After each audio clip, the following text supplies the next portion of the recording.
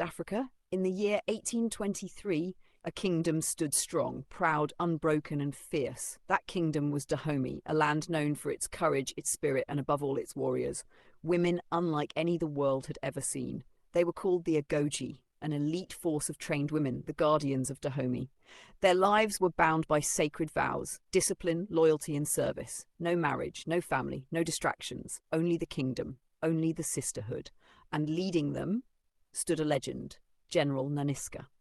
Nanisca was not only a warrior, she was a force of nature. Her eyes saw what others denied, a world where greed and slavery chained not just bodies but souls, and she refused to kneel to it. One night, the drums of Dahomey thundered through the forest as Nanisca led her warriors into battle. Their mission was bold, to rescue women captured by the Mahi, a people under the cruel rule of the Oyo Empire. The Agojie struck like lightning, silent, swift, unrelenting. When dawn rose, the captives were freed, and the Mahi stronghold lay in ashes. But victory was never enough for Nanisca. She knew that behind the Mahi's rebellion stood something far greater. The Oyo, the most powerful empire in the region, growing rich from the trade of human lives. She warned King Gezo, the young ruler of Dahomey, "Our chains may be made of gold, but they are chains all the same."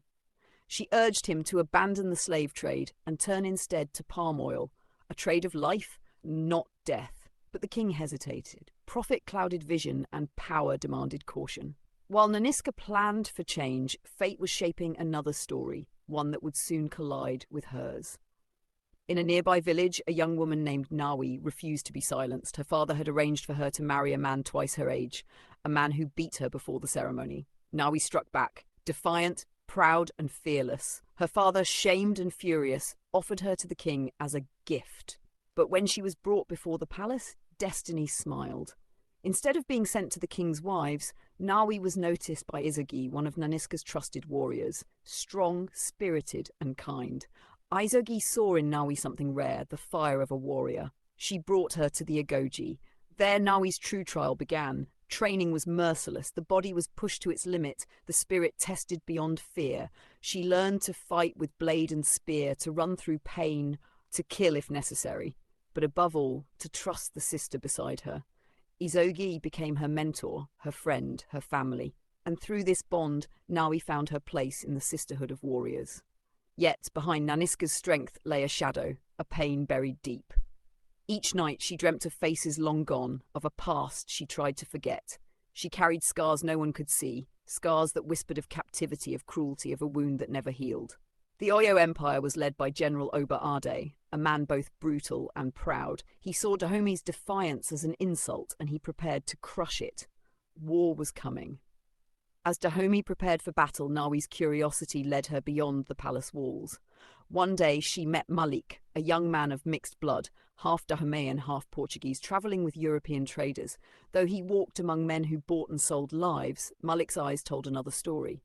He was searching for belonging, for roots, for the truth of where he came from. Against all rules, Nawi and Malik spoke in secret.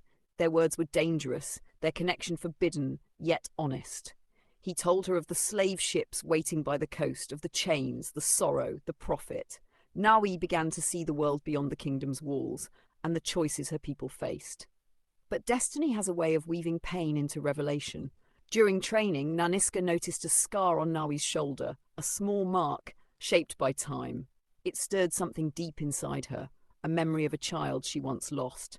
Long ago, Nanisca had been captured by the Oyo, violated by Oba-Ade, and left broken. She had borne a child, a daughter, whom she was forced to give away to save her. Before parting, she pressed a shark's tooth into the baby's shoulder, marking her with a secret symbol only a mother would know. Now, years later, she saw that same mark on Nawi. In tears, Nanisca revealed the truth. "You are my blood. You are the daughter I lost." Mother and daughter, reunited not by chance but by fate, but there was no time for peace. The Oyo were advancing, stronger than ever.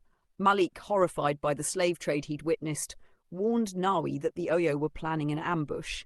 She risked everything to bring that warning to Nanisca. Armed with this knowledge, Nanisca led her warriors into one of their fiercest battles. They struck before the Oyo could attack, catching them off guard. Swords clashed, spears sang, the battlefield burned. The Agojie fought with unmatched ferocity, and victory was theirs. But triumph came with heartbreak. In the chaos, Agojie and Nawi were captured, chained, and dragged toward the slave port at Ouida, the very place where countless Africans had been sold to foreign ships. In Dahomey, King Gezo celebrated the victory but refused to send another army to rescue the captives. He feared losing more soldiers. He feared losing his throne. But Nanisca was not a woman who waited for permission. Defying the king's order, she gathered a small band of loyal Agojie and rode into the darkness to bring her warriors home. At the slave port, Nawi and Agojie were imprisoned. Agojie, ever brave, tried to free Nawi, but their escape failed. In a tragic moment of sacrifice, Agojie was executed, her last words a blessing for Nawi to live free. When all seemed lost, Malik appeared at the auction, bidding to buy Nawi's freedom. But Nawi refused to live in anyone's debt. She escaped on her own, determined to fight, to survive, to return. As dawn broke, the earth trembled beneath the feet of approaching warriors. Nanisca had come. The battle at Ouida was fire and fury. The Agojie stormed the fort like a rising storm, cutting through chains, freeing the captives, and burning the symbols of oppression to ash. In the midst of the chaos, Nanisca found Obade. Their eyes met. Predator and prey, past and present. He sneered, mocking her pain, but this time she was no victim. Their duel was brutal, raw, and final. When her blade struck him down, it was not just revenge, it was liberation. Meanwhile, Malik helped the captives flee, turn against the very traders he'd come with. Santo Ferreira, the Portuguese slaver, met his end in the flames he once profited from.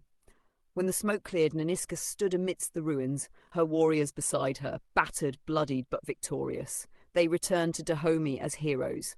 The people rejoiced. Even the king, bound by pride and law, could not deny her greatness. Before the kingdom he spoke, "You have led with wisdom, fought with fire, and given our people a future. You are no longer just my general, you are my equal."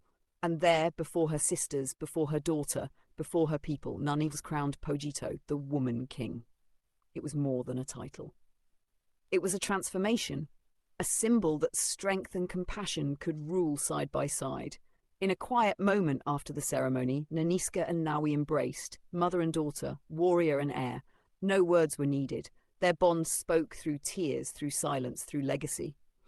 Dahomey began to change. No longer bound to the trade of human lives, the kingdom turned to palm oil, to renewal, to hope. The chains that once enslaved now melted in the fires of courage. And through it all, the legend of the Agojie, of Nanisca, of Nawi, of Agojie echoed through generations. They were not just soldiers, they were symbols of freedom, of what it means to stand when the world tells you to kneel.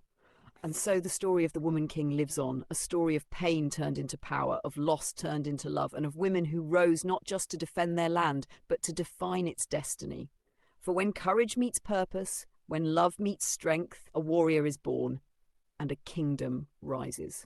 YouTube title, The Woman King, full 18-minute story, the rise of Dahomey's fierce warrior queen's video description. Experience the full 18-minute retelling of The Woman King, a story of courage, freedom, and legacy.